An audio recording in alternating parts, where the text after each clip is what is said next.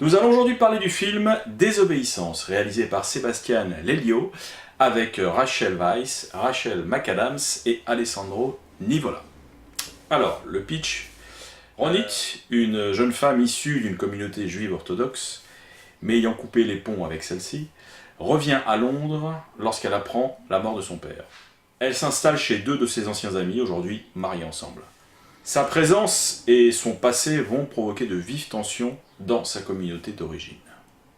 Alors, vraiment, pour le coup, c'est un film très intéressant. Exigeant, je vous l'accorde, mais captivant de bout en bout.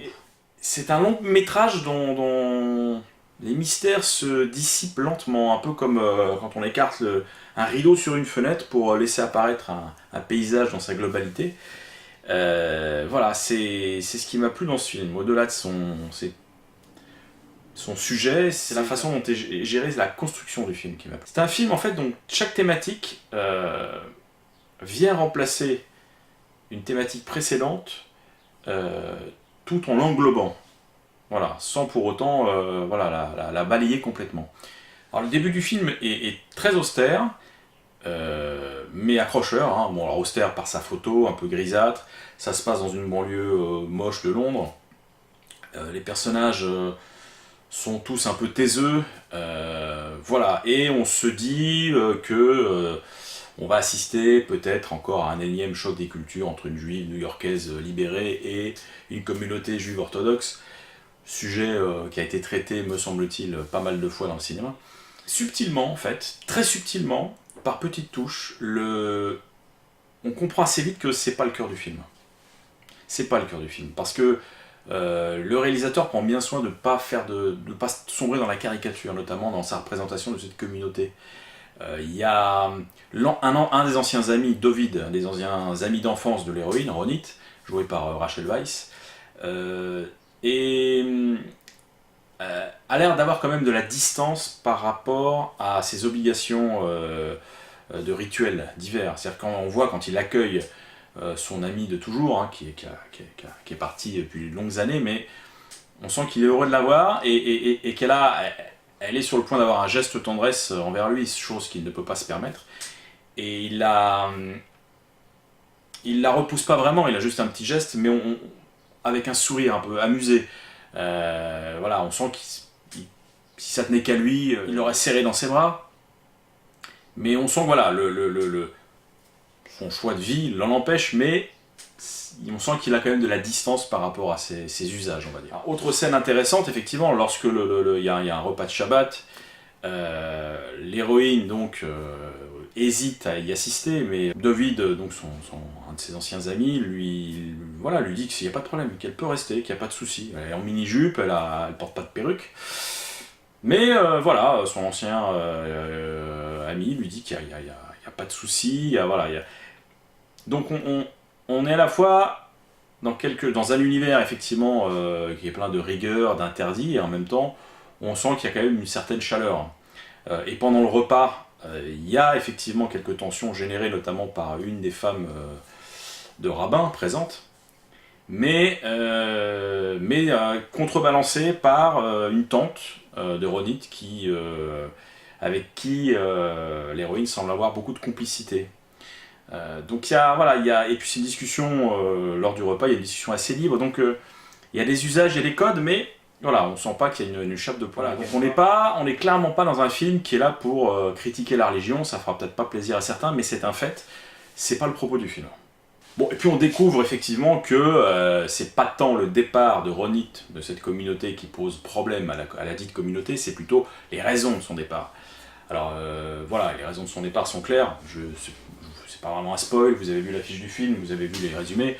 Oui, l'héroïne va retomber amoureuse d'une jeune femme aujourd'hui mariée avec David, l'ami qui l'accueille aujourd'hui pour l'enterrement de son père, et avec qui donc elle a eu une relation homosexuelle il y a quelques années, et qui va fatalement reprendre cette relation.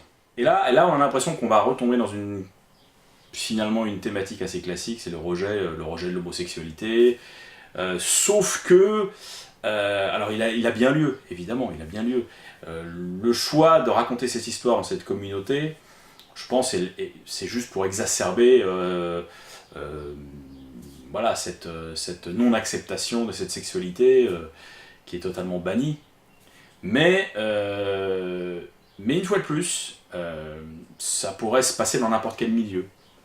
Dans un milieu aristocratique, où l'homosexualité est aussi tabou que dans cette communauté. Donc c'est un décorum pour moi, c'est le lieu, on profite effectivement de cette ambiance générale pour parler de ce sujet, mais voilà, et ce n'est pas on sent à nouveau, pour la deuxième fois, que ce n'est pas la thématique profonde du film. Et plus le film avance, effectivement, plus on va vers autre chose, et finalement, je pense que la vraie thématique du film se dévoile, mon troisième acte du film, qui est une thématique cette fois beaucoup plus universelle, bien au-dessus des problématiques de religion, de sexualité. C'est quelque chose qui englobe tout ça. Juste avant de mourir, le père de Ronit, donc qui était un grand rabbin, unanimement apprécié par sa communauté, faisait un discours concernant la différence entre les hommes, les animaux, tels que Dieu les a créés en tout cas. Et il explique que la différence principale, c'est que l'homme est un être doué de la possibilité de faire des choix et de désobéir, d'où le titre du film. Et on va comprendre effectivement que la vraie thématique du film est là. Et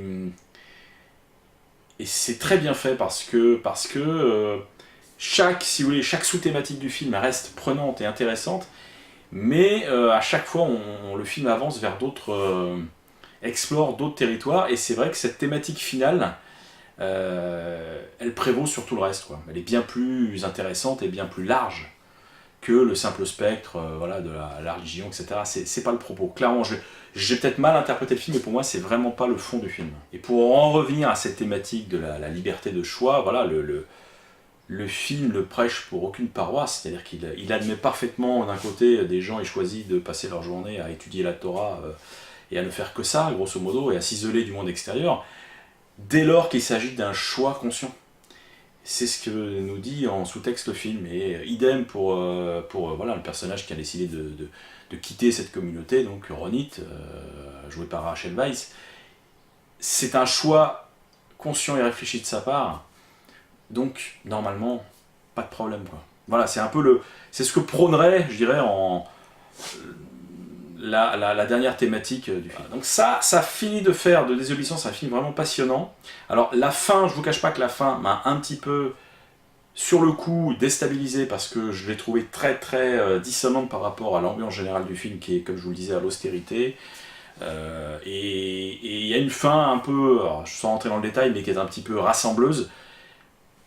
Voilà, qui sur le coup m'a un petit peu gêné, par sa rupture de ton, mais en même temps, quand on y réfléchit, c'est la fin idéale pour le film.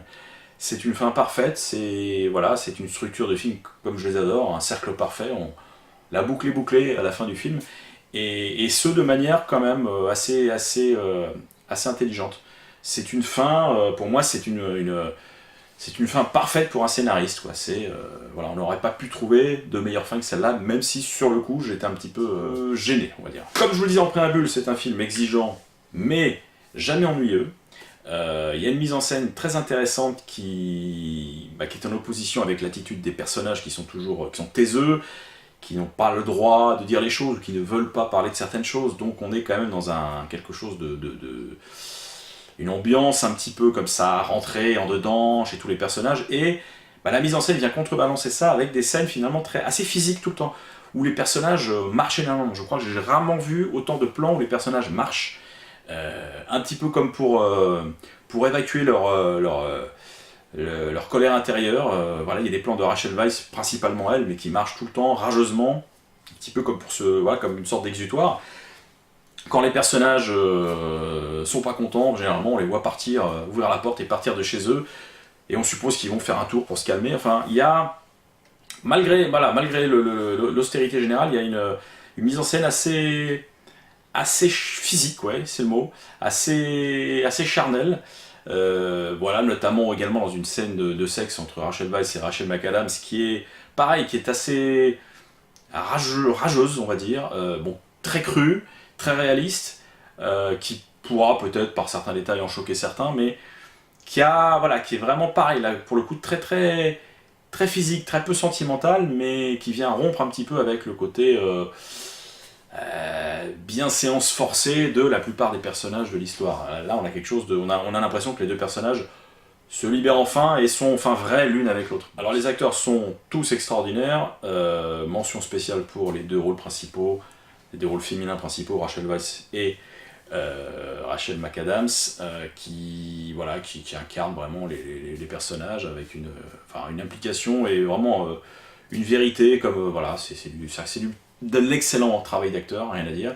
Et Alessandro Nivola, très bien aussi dans le rôle de David, le mari d'Esti, donc le personnage interprété par Rachel McAdams, qui est très bien également, qui vraiment lui joue à quelque chose de pas évident. Il est sur le fil entre tradition d'un côté et puis quelqu'un qui n'a pas oublié non plus son passé et qui reste quelqu'un malgré tout d'assez ouvert, contrairement à certains de ses aînés dans le film. Bon voilà, quoi vous dire d'autre, Sébastien Lelio, réalisateur argentin qui travaille depuis je crois le début des années 2000, que je ne connaissais pas, je vous l'avoue, même s'il a apparemment remporté un Oscar du meilleur film étranger il y a 2 ans de ça, pour un film, je crois que je ne sais même pas s'il est sorti dans nos contrées. Mais voilà, je vais un peu plus surveiller le travail de ce réalisateur, parce que vraiment, ce film a fait forte impression. Et je vous le recommande, même si je le reprécise, hein, on n'est pas dans Jurassic Park 5, Jurassic World 2 plutôt. Voilà, comme je vous le disais, il faut se laisser guider dans cette histoire qui ne vous décevra pas, parce qu'elle vous prend assez régulièrement à rebrousse-poil et qui distille un message universel mais sans aucune lourdeur. Voilà. Donc c'est un film à la fois intellectuel et viscéral. Voilà, c'est un film qui oscille entre le calme et la rage. Très intéressant. Voilà, très intéressant. Je vous le recommande et puis écoutez, continuez à aller au cinéma. N'hésitez pas à vous abonner, je suis vraiment en quête d'abonnés, ça me ferait plaisir d'avoir des abonnés, je suis content d'en avoir 56 à date, mais si j'en avais plus, ce serait encore mieux. Voilà, merci en tout cas de me suivre, je vous dis à très bientôt et continuez à aller au cinéma, à bientôt.